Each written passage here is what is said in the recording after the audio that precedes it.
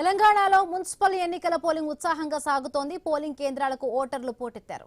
చాలా చోట్ల భారీ క్యూ లైన్లు కనిపిస్తూ ఉన్నాయి. 116 మున్సిపాలిటీలు 7 కార్పొరేషన్లలో పోలింగ్ నిర్వహిస్తూ ఉన్నారు.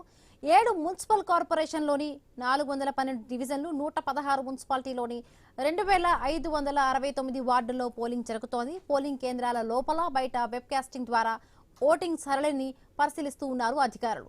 దాదాపు 12,944 మంది అభ్యర్థులు అదృష్టాన్ని పరీక్షించుకుంటున్నారు. బ్యాలెట్ పద్ధతిలో పోలింగ్ సాగుతోంది. సాయంత్రం 5 గంటల వరకు ఓటేయడానికి సమయం ఉంది.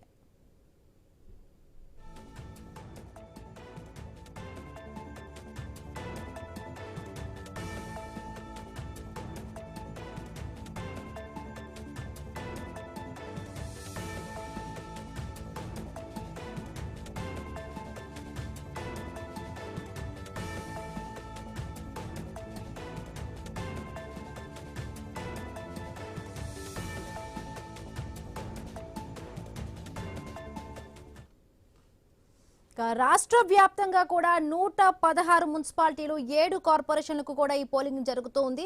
మొత్తంగా కూడా అన్ని ఏర్పాట్లు కూడా అధికారులు పూర్తి చేశారు. మనం ఆయన స్క్రీన్ పైన చూస్తున్నాము.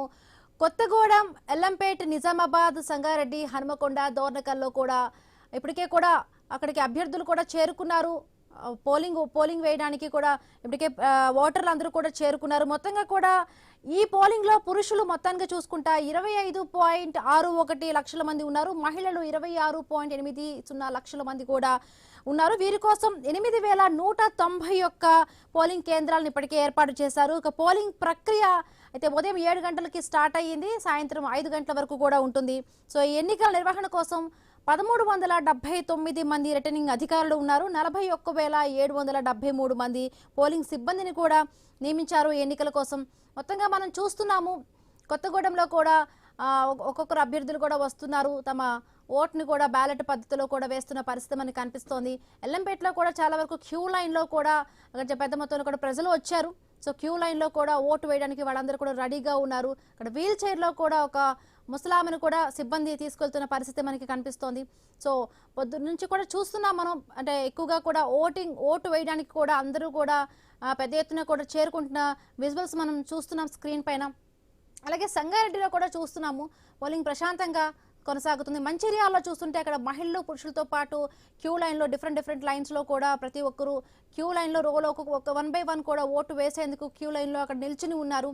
సో ప్రశాంతంగా అక్కడ కూడా పోలింగ్ జరుగుతున్నట్టుగా తెలుస్తోంది.